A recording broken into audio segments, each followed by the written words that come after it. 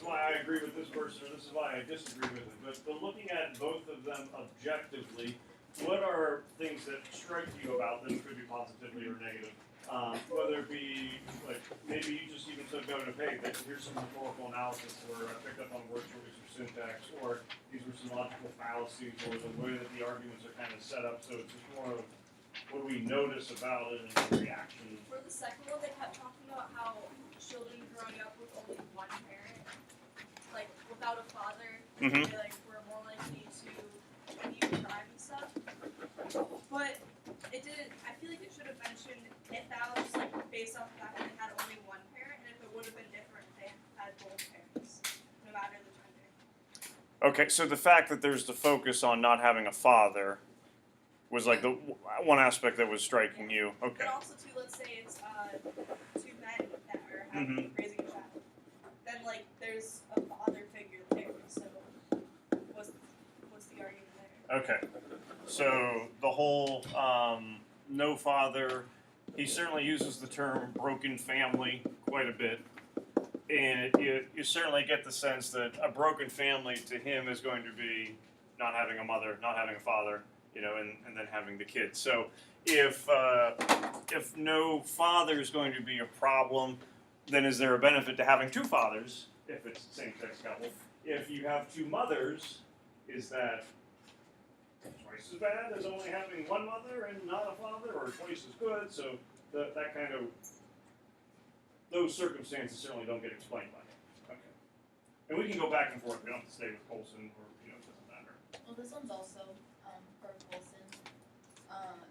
I found like an example of like a logical fallacy whenever it says same-sex marriage was pulled them completely apart, leading to an explosive increase in family collapse out of wedlock births and crime. Kind of like slippery slope, like assuming that all that would happen just because of the same-sex marriage. And what's like his support for that? Because like he does go slippery slope. I don't think there's any doubt about that. He does have some support that he references as to, well, here's proof, or at least here's ideas that could lead as to why same-sex marriage could lead to all these collapses. Well, he says that like it's kind of along with like what we just talked about with like the broken family. It said how girls raised without a father then are 5 times more likely to become mothers. So like that's the out of wedlock births. What's he doing with Norway? Because I would say this is kind of like, here's my real life example of this. And some folks are going, ooh, I got that one right, or, oh, I think it. Because I think it can kind of be kind of confusing to follow. Annie? He says that they had a low out of wedlock birth rate, and then after same-sex marriage was legalized, their out of wedlock birth rate shot up. An out of wedlock birth rate meaning children being born outside of marriages, so you're not, like the term wedlock, locked into marriage. I think though, Ellie, we'll get to here in a second, I think people will go, okay, so what's your point, or how do these two concepts relate? Even though I get how it's the whole like no children before marriage thing, if it's the same-sex couple, they can't physically have children, they have to adopt. So that's kind of a fault in that argument, in my opinion. Well, and I think that's where that miscommunication starts to take place, because he's not, between him and the audience, I should say. I don't think his intended, and intended is an important word, intended audience is going to disagree with him. Who, and we'll get to your point, who is his intended audience? Like, who is he writing to? Because it's not us. You know, it's not English class of 2017 or anything like that.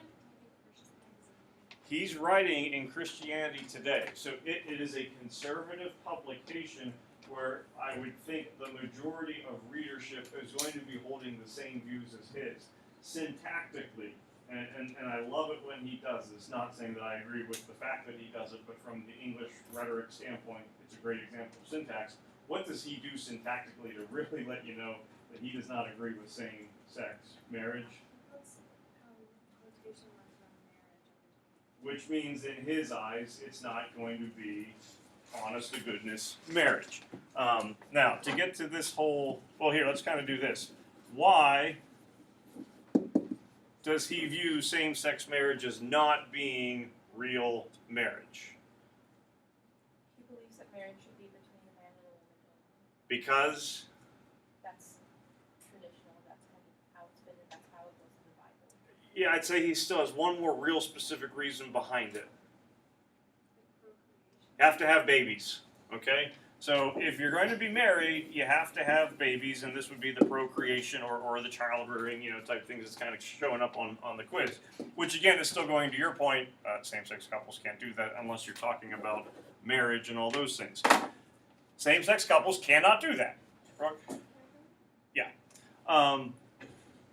His concern, though, is that if this term or if this idea, I want it to be yellow, oh well, if this idea is not viewed the same way by everyone, what's going to happen to it? And I think you kind of even said this, the institution of marriage is going to fall apart. So the connection that he sees is Norway allows same-sex marriage in 1993. By allowing same-sex marriage, the sanctity of marriage has been, blemished, so to speak. Okay, it is not the same. So if heterosexual people see that same-sex marriage is allowed to happen, resulting in the fact that marriage is not the sacred thing that it once was, why would heterosexual couples feel the need or the pressure to get married if they want to have kids, since marriage isn't that important anyway? And that's kind of like the logic, the reasoning that he would be using for it. Not that same-sex couples are going to be having babies out of wedlock, because they can, but it's going to cause the viewpoint of this concept, this term, this institution to not be viewed the same way. Could you have a heterosexual couple in Norway go, hey, we were going to get married, but now that they're allowing same-sex couples, I don't think we need to worry about it. Let's just have kids? Sure, it could happen. Is that going to cause a dramatic increase in out-of-wedlock births? I personally don't think so. Which would mean he's doing a what from that logical fallacy standpoint? He's saying, since this happened first, we allowed same-sex marriage, and the result was more out-of-wedlock births. Therefore, A causes B. Since A happened before B, False in you got half of it, false cause. Just because A happened first doesn't mean A caused B. But I don't think there's clarity in the way that he kind of presents that argument. But at the same time, because he's going to be going in a very conservative publication, I think folks are going, yeah, you're right, that could be a problem. And keep in mind, and again, it's kind of unfair of us to maybe completely be analyzing his and Pollitt's argument, and in some ways tearing them apart. He's not trying to convince anybody of anything. Because the people that he's writing to agree with him. The people that Pollitt is writing to, The Nation is a fairly liberal publication. They're going to be already agreeing with her. So it's a little bit of a preaching to the choir kind of thing would be taking place. So his main concern certainly is going to be marriage, babies, and therefore when he looks at marriage, he's also certainly looking at it. I think, Ellie, this is what you were saying, like that's the way it always was, or that's the way it is in the Bible, from that very religious context, which again, he said 30 years in prison ministry, which he also then uses substance and support for, this is why I know about murderers and rapists and all that kind of stuff. But his viewpoint is going to be much different than a one that's going to be more separation of church and state, which is where Pollitt ends up kind of going with hers a little bit.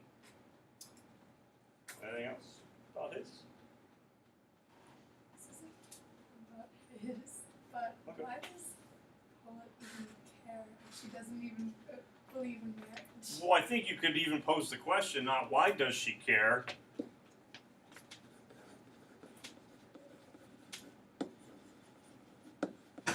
Does she care?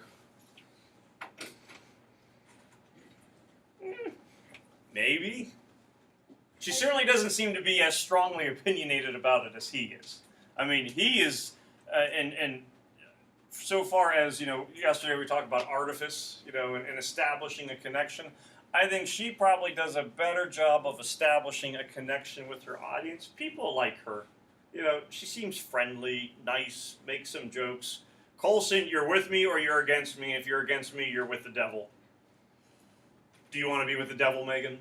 Is that what you want? Is kind of like the approach that he's going to take. So I think people kind of like her more anyway, and like, no matter if she cares.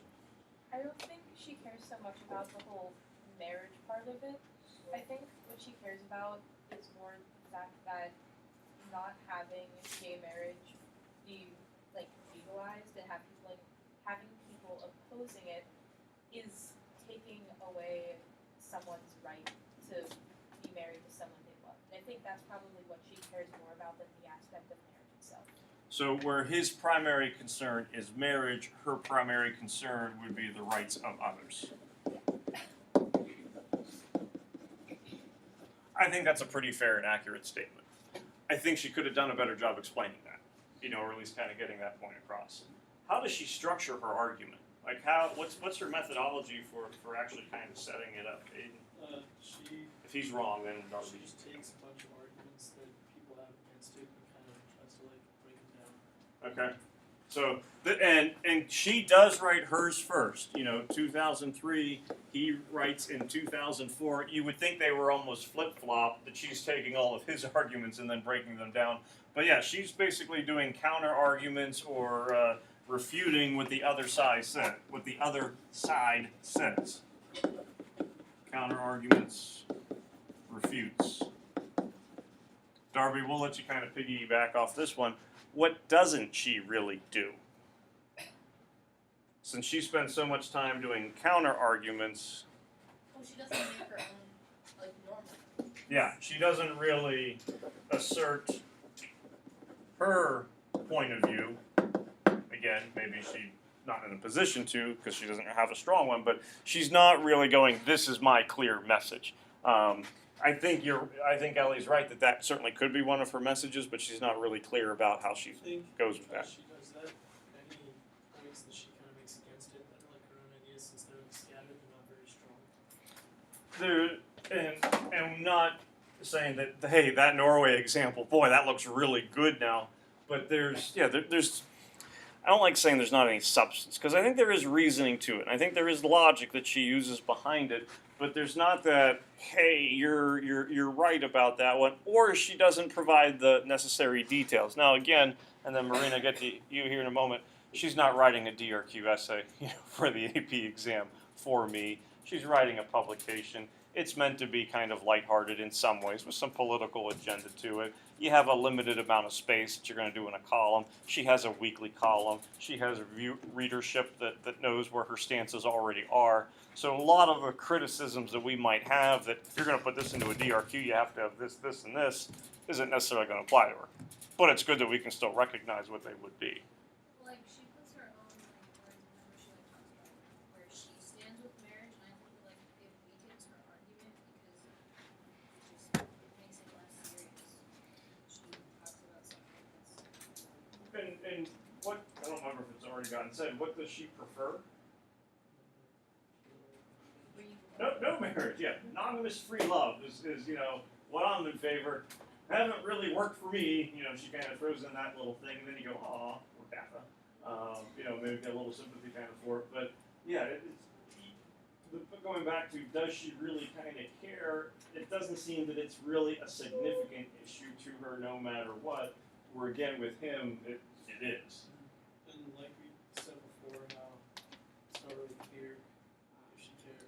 Like, she's not obviously not trying to like meet this at DRQ, but if she's trying to appeal to an audience with like their opinions, having her own opinion that isn't related to the topic at all, kind of like.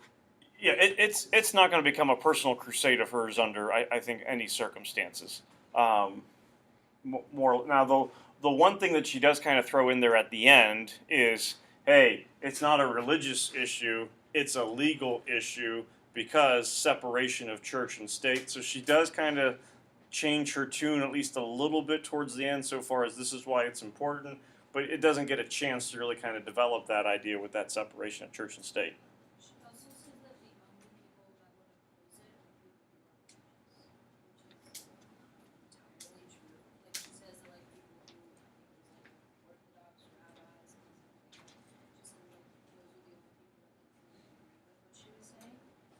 she calls out Protestant. Forget the word that she puts in front of it. It would help if I was looking at the right article. Where did you go?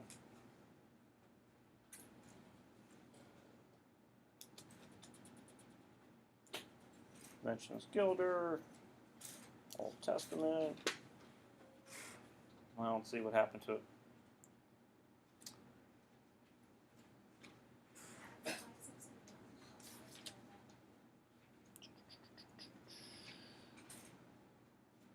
First paragraph? Oh, there we go. Yeah, okay. So that mentions the Catholic, yeah, the ultra Orthodox rabbi. I thought there was something else where it mentioned Protestant church. But it doesn't matter anyway. At that time, when this would be happening, the Episcopal Church was really becoming fractured, and it was because of same-sex marriage. Part of the Episcopalian Church, we're okay with it. We'll allow those marriages to happen in our churches. The other half wasn't, and really in Pittsburgh was where some of that split was taking place. So when she makes reference to Protestant, I'd say it's pretty much the Episcopalians that she's probably looking at, because there's a schism that was kind of taking place there, a divide. There is absolutely, I would say, zero chance of these two ever seeing eye to eye on the issue, even though she doesn't care. Why? Like, if you can break it down into its simplest terms, why will their viewpoint not have any kind of, negotiation or compromise or anything like that? She said that people overlook how loose and flexible marriage is, but then Mm-hmm. in the other article it talks about how broken marriages it needs marriages need to be they're a firm big permanent thing almost they can't once it's more of a serious thing where she sees it as this can happen who cares. And where you mentioned, in paragraph 4, loose, flexible, individualized, couple lines down, an 80-year-old can marry an 18-year-old, and I have that circled. Now, this is from years ago, and I wrote in the margin, just happened, because it had just happened in Pittsburgh.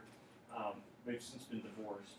I don't remember the exact ages when it happened. But, 84 Lumber, like the company 84 Lumber. The owner of 84 Lumber is Joe Hardy. I think he's still alive. He's got to be 90 at this point. He's been around a while. He also owns Nemacolin, all these big time resorts and things like that in the area. It was 2004, 2005. He married one of the workers at the salon at Nemacolin. He wasn't 84 because of 84 Lumber, but he was in his 80s. He probably at 82, 83. She was 21. They're allowed to get married. That's their right. They're allowed to get divorced, as they did. Why would, not that it could not happen, but why would Colson really be probably against that marriage? The chances of them having is probably pretty low. As far as I know, they did not have any. Pollitt's going to go, hey, if they want to get married, they can get married because they... I was going for the more romantic version of, they love each other, but sure, you can go with that too. But his whole idea of, hey, you have to, the whole point of marriage is babies, is procreation. It is the continuation of human existence. And for her, it's love. Those are two completely different values. Doesn't mean that either one is wrong, and doesn't mean that it has to be one of those two. But that's where you definitely know that and it is love is individualized, I love you, I don't love you, let's get married, let's not get married. Okay. Whereas him, hey, as long as you have kids and you don't get divorced, that's a good marriage. The other thing that Paul says in her argument, she does say that it's based on love, but then towards the end, she said she's saying how it's not in my religion at all, it's just out of the state. It's kind of saying it's really even if you guys love each other, it's not even up to them. It's just out of the state. And with that sense, because when you think of marriage, the stereotypical church, big ceremony, throwing rice or blowing bubbles and all that kind of stuff. You're not married until you get the courthouse marriage license, and you have to get a blood test in order to get married in Pennsylvania. Like, we went through all these legal things that you had to do to get married. It didn't matter where the ceremony was, but you needed that courthouse document. And so that ownership of it being a religious ceremony, for him and for his audience, of course it's going to be a religious ceremony. It's a conservative, Christian viewpoint that they're coming from. For her, it could be anywhere. You could elope and have a pizza party later on if you wanted to. You don't have to necessarily go into the church. So their whole viewpoints, what he sees as being marriage with quotation marks, I would say is not just going to be a same-sex marriage thing, but if you did go to the county courthouse and got married there and did not have a priest or a minister, a rabbi performing the ceremony, he's probably not going to view it as being that actual same thing. So understanding the values that they're looking at, love, separation church-state, more conservative viewpoints with marriage is absolutely going to affect the argument. But the big thing that you can pick up on, there certainly are lapses with both of them, and you want to look at them objectively so that you're not simply going, hey, I side with this person, I agree with them, that's what's going to make their argument correct. Both of them have some strong flaws and issues that need to be worked out if it really were to be presented in a more formal arena like that. Reading checklist Monday, read through chapter 16, stop at 16, and then we'll have a couple days talking about Holden and company. And his red hunting knife. His body mount. His wonderful But because I'm gonna talk to